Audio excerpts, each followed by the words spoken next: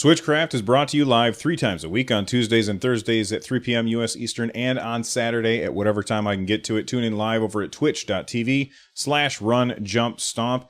This particular episode of Switchcraft is brought to you by Benji Kong. Support Switchcraft and my other content for as little as $1 and get an exclusive podcast over at patreon.com/runjumpstomp. Episode 233 of Switchcraft is brought to you by Audible. Get a free book and directly support the show by heading on over to runjumpstomp.com/audible.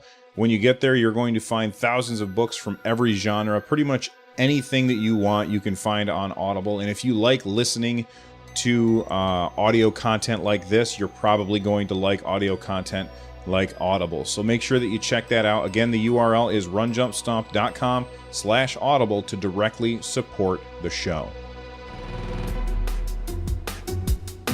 Last episode, I made a Twitter poll at the request of, I think it was Hopple in chat. I can't remember for sure, but I made a Twitter poll during last episode. And, I suppose I should talk about the elephant in the room as well.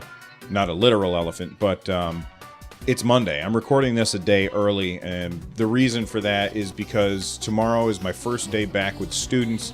In addition to that, it's also my mother's birthday, and we've got Taekwondo in the evening, and all those things coming together, like all at the same time, means I don't think I'm going to have time to record tomorrow, so I'm recording a day early, and I didn't really think about the podcast being tomorrow when I was recording last time, so that's why I didn't give everybody a heads up or a warning. Alright, so let's go back to what I was talking about again. Something is eating my frames. That's right, something is eating my frames. I'm just going to continue because there's nothing I can do about it. So last time, I think it was Hopple in chat said, why don't you do a Twitter poll and about, because I kind of asked people what they were going to do with Nintendo Switch Online, and we've got our results. I basically asked, are you going to be picking up Nintendo, or if you're going to be picking up Nintendo Switch or not, and if you are you going to do that full year, or are you going to go month to month?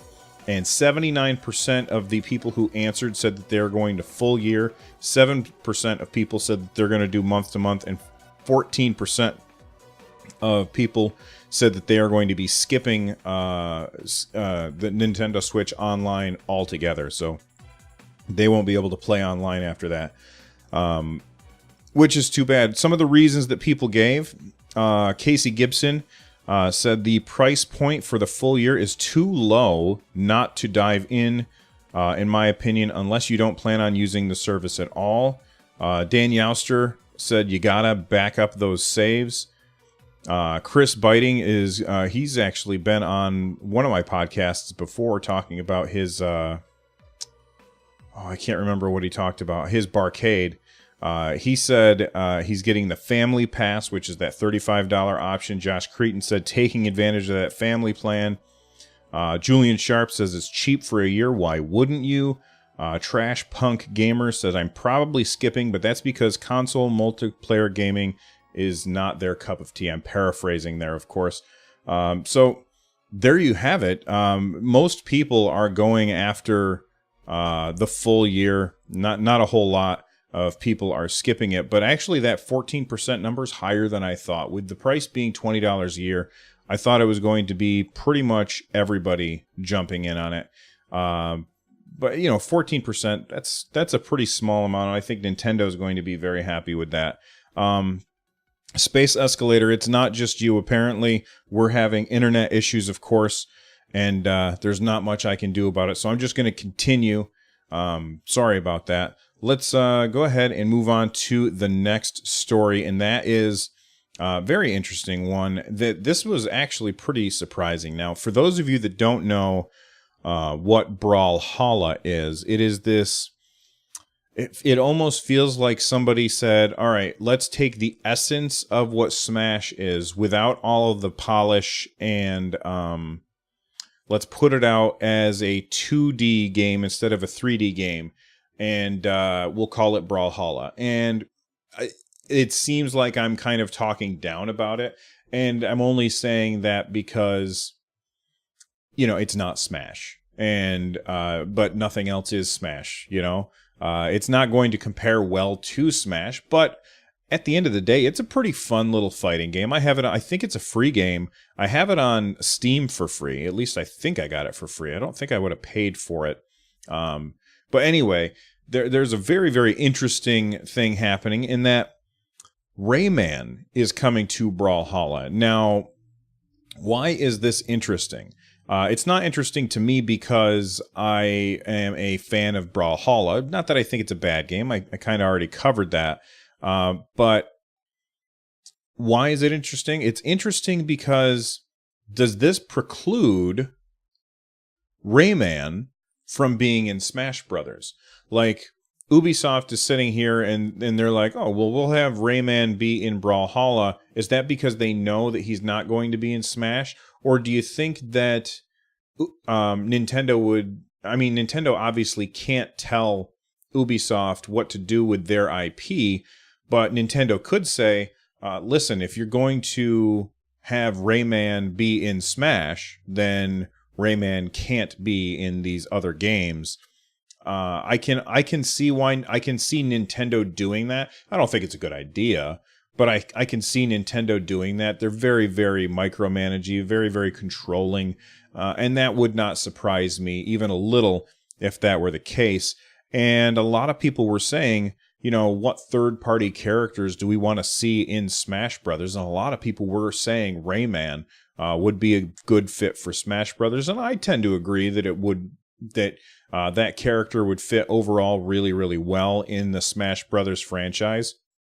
And it looks like Brawlhalla thought the same thing. So I'm very curious as to what people think. Are we going to be seeing Rayman in Smash or not? I think that this is a pretty good indicator that we will not see Rayman in Smash, and whatever else is out there, or whatever third-party character that we do see, I don't see them being in a game that is so much like Smash, because that's almost like kind of going in and taking the rug out from underneath Nintendo to make that announcement this close to the release of Smash Brothers.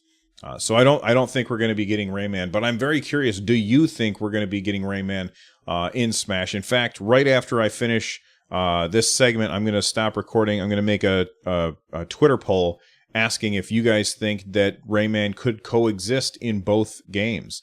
Let me know what you guys think. Twitter.com/runjumpstomp. Well, Valkyria Chronicles is coming to the Switch, and I know some of you are like, wait a second, we already knew that Valkyria Chronicles is coming to the Switch. You're right, we did. We knew that Valkyria Chronicles 4 is coming to the Switch. That game is coming out on September 15th. That game is coming out on September 15th, okay? But we're going to get another Valkyria Chronicles, and it's the only one that I've played. That's the first one. Valkyria Chronicles 1 is coming to the Switch, and I'm pretty excited about this because I loved this game. I didn't finish it because shiny things distracted me, as they often do, but it is a fantastic game, and I find it really strange that they're bringing Valkyria Chronicles 1 to the Switch after Valkyria Chronicles 4 comes to the Switch, because 4 comes out on September 15th, which I'm definitely going to have to order that or buy that. And then Valkyria Chronicles 1 comes on October 16th, so about a month later. Now, if you already purchased Valkyria Chronicles 4 when the first one comes to the Nintendo Switch, you'll be able to pick that up for $20. 25% off $20. So there you go. So if you have not played any of the Valkyria Chronicles games, I've only played the first one. I thought it was fantastic. It's a very, very unique style of game, which is awesome. But I don't think it's imperative that you play them in order. So you can start with 4 if you want, and then if you're really enjoying it, go back and pick up the first one. Really, really great game, and I'm really looking forward to the fourth one on the Switch. Am I going to pick up the first one again? That is a really tough decision for me. I have it on my computer and I can play it whenever I want, as long as I have my Switch, or I'm sorry, as long as I'm at my computer. And I even I have a Steam Link, which is this little box that you can hook up to any TV in your house, and it will connect to your computer over your network, and then broadcast your gameplay on that TV. So I can sit in the other room and play Valkyria Chronicles 1 on my TV from my computer. And it works great. I've done it before. So, like, having it on the Switch, the only option or the only benefit for me for having it on the Switch would be able to take it out of the house, which I really don't take my Switch out of the house very much, not unless I'm going on a trip or something. And I guess I could also just kind of sit there and play it while somebody else is using a TV. But I don't know. I think that I'm going to skip Valkyria Chronicles 1 only because I already have it and I can already play it on any TV that I want. That being said, if you haven't played it, you should definitely pick it up. And if you're not sure, if you want to jump in with both feet on Valkyria Chronicles 4, which I'm going to assume is going to be a $60 game, then you could probably just wait, test the waters with Valkyria Chronicles 1 for $20, and if you really like that game, then you could probably pick up Valkyria Chronicles 4 when it goes on sale, probably around Christmas time or maybe right after Christmas. I mean, I don't know that it's going to go on sale, but I don't see why it wouldn't. But no matter what, you should definitely pick up one or both of these games, because the Valkyria Chronicles games, well, the first one is fantastic. I never played the second one, which I guess was had smaller maps and was very different from the first one. I never played the third one, which kind of went back to the first one in terms of overall tone. And from what I've heard, the fourth one, the newest one that's coming to the Switch, that's supposed to be very much like the first one, which is what I like. So there you go. This is actually really surprising to me to see this next story. And the reason why it's surprising to me is because of something that I've talked about before. Let me just, I'll tell you what the story is. The president of PlayStation has acknowledged that the Nintendo Switch has had an overall positive influence on the video game industry as a whole, which is very, very surprising to me to hear them say this, especially considering the recent nonsense that's been going on with the crossplay. And I don't want to get into it completely because I recently recorded a Patreon episode about just Sony and, you know, they're really, really better than everybody attitude that they kind of have right now. And I don't want to, like, that's about a 15-minute rant. And I don't want to duplicate that, but I will say it if you're a patron and you want to check that out. It's over at patreon.com/runjumpstomp. What I do want to say is that it's good that Sony is acknowledging that Nintendo has a positive influence.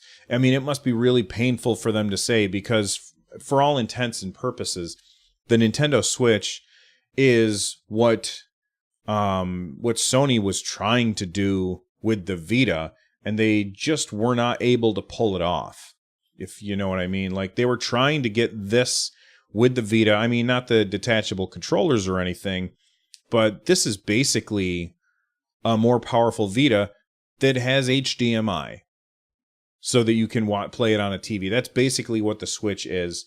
And Nintendo just executed it better than Sony did. Sony kind of, you know, they had the Vita and they just kind of let it die. They really could have supported that thing really well, but they let it die. They made some poor decisions. I'm not going to get into exactly what those poor decisions are because I didn't really follow it myself. I never had a Vita.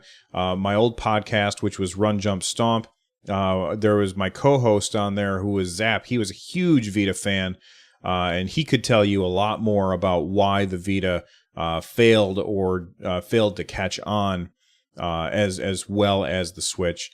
But the fact that the president of Sony is saying that Nintendo is having an overall positive influence on the entire gaming industry is very surprising, since this comes right on the tail of their CEO saying that the reason we don't do crossplay is because all the other platforms are inferior to ours, which is just antagonistic and very, very, like, I think I've heard people call it an Icarus moment where, they're flying too close to the sun.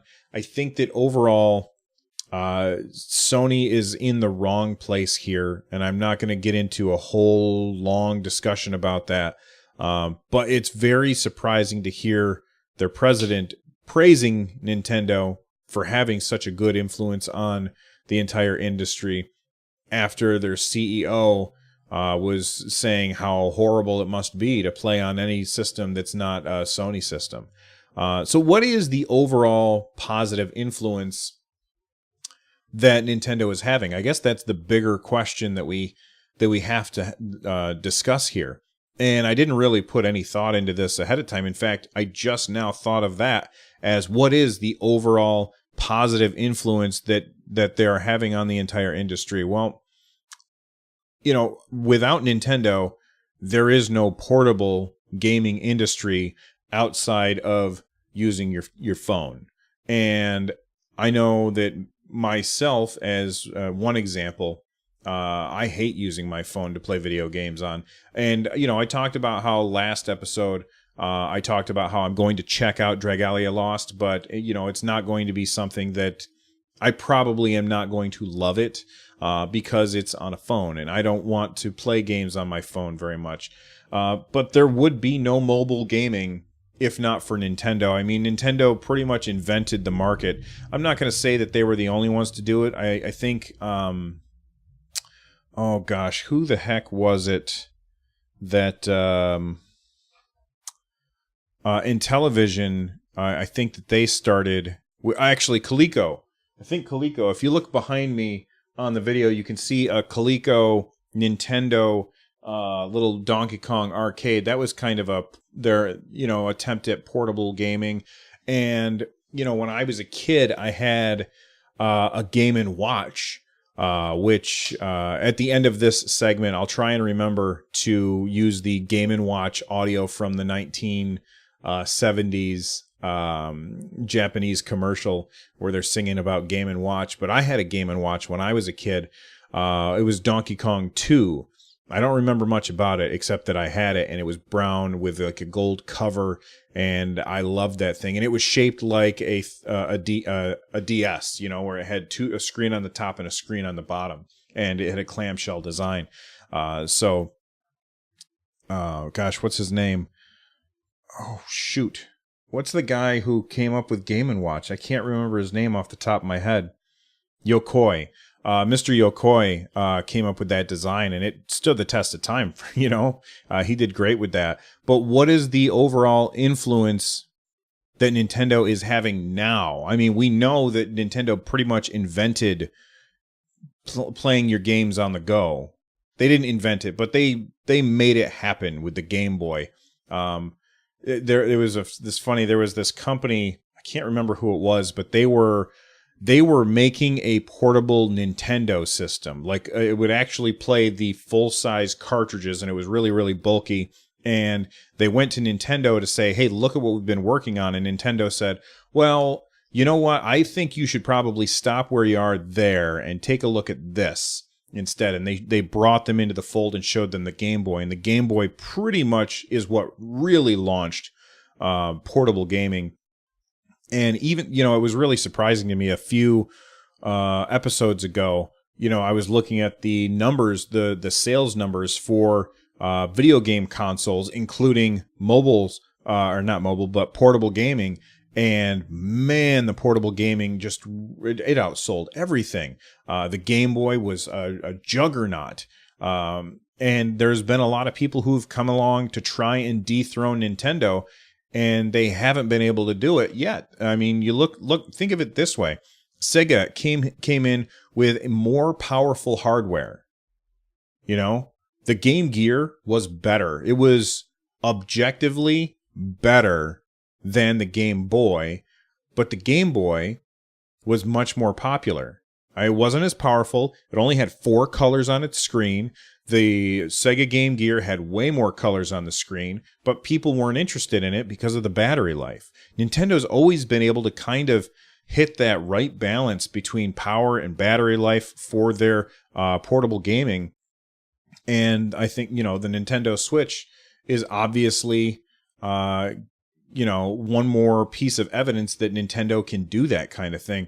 If you had asked me before the Switch was announced, if I thought that the 3DS was the last portable video game system that we'll ever see, I probably would have said yes. I probably would have said, yeah, there's, it's too hard to compete with cell phones. Cell phones, everybody has a cell phone. My kid's 10, or my son is 10. My daughter's in college, and my niece is, 15. But my son is 10. He doesn't have a phone yet, but most of his friends do. And it's really tough to compete with this kind of thing. Not only does it play games, but it also does so much more. And, the Switch is very limited when you're comparing it to a cell phone. Yeah, it plays games, and it plays games much better than a cell phone does. But it doesn't do all those other things that people want it to do. So the fact that Nintendo has brought back portable gaming into this industry that had pretty much written it off is incredibly impressive. And I think that's probably what the president of Sony PlayStation was talking about. Do I think that we're going to see a hybrid from Sony at E3 next year? I don't know. A lot of people, so the Switch came out in March of 2017. And then E3 for 2017, it really got its real showing. People got to see Mario and everything that it was. And people were blown away by it. And it just kept selling and selling and doing well. And, when the Switch first came out, a lot of people were saying, well, we're going to see Sony and Microsoft copying Nintendo at E3 this year. And then we didn't. And you know why we didn't? Because it takes a lot longer than 3 months for you to develop something like this. Like that's insane for people to think that Sony and Microsoft would be able to make something like the Switch in 3 months. Or even 6 months if you count it. It's not 6 months, but even like 9 months if you count it from the first time that we saw a commercial for the Nintendo Switch. And if I were to guess, I would probably say that both Sony and Microsoft saw that commercial for the Nintendo Switch and said, all right, well, we'll see what happens, but I don't think it's going to last. I don't think it's going to work. I don't think Nintendo's going to do well with this because it's not as powerful as our systems, because we care about how many teraflops per second you can get. And I think for the most part, most customers don't. They don't care about those ridiculous numbers. And yeah, the Xbox One X is insanely powerful. The Sony PS4, I can't believe how good some of the PS4 Pro, I can't believe how good some of the games look on that system. It's unbelievable how beautiful of a game can be rendered on those things. But guess what? There are games on the Nintendo Switch that look gorgeous too. Super Mario Odyssey is one of the prettiest games I've ever seen. Even though Breath of the Wild is 720p on the screen here, or I think it's 900p when it's docked, that game still looks gorgeous. And I think at the end of the day, the numbers don't matter to most gamers. What they really care about is the game fun? Does it look nice? Is it the best? No, but it's really, really good, and that's probably enough. And I feel like Sony is looking at this and they're saying, you know, maybe we've been chasing these numbers for too long and we need to focus on something else. And are we going to see something at the next E3 from Sony that is a portable? Maybe the Vita 2, or, you know, I don't know what they would name it. Maybe we might. I think Nintendo is kind of onto something here. In fact, there were even patent applications or leaks last year that showed excuse me, a tablet-like device with PS4 controllers that snapped onto the side, basically. So I don't know. Maybe we will see something. I don't think we'll see anything from Xbox because, you know, Microsoft seems to say, well, you can just buy a Surface and then plug your controller into it and get the same thing. And to me, that's not the same thing, but I understand where Microsoft is coming from. There's been a lot of people that ever since Microsoft got into the industry, there's been a lot of people who've said, are we going to get a portable Xbox? And for a very long time, I wanted one. But no, I don't think we're ever going to get a portable Xbox, at least not this generation and not next generation. I could be wrong about that, but I do think that there's a possibility of PlayStation trying to jump back in on this because they see the overall positive influence that Nintendo has had on the entire industry. Music for today's episode is Chrono Trigger Calamitous Judgment from Zircon from the free remix collection. Make sure you check out their stuff over at runjumpstomp.com/music. Don't forget that if you want the full show, you can either come watch live over at twitch.tv/runjumpstomp, or you can watch the videos after the fact over at youtube.com/runjumpstomp. Finally, if you're looking to support my content, head on over to runjumpstomp.com/thank-you. All the links there help me create more content. Big thank you to everyone who has already supported the show. You guys are all amazing. Thank you so much. And now it's time for me to get out of here. I'll see everybody next time. Bye-bye.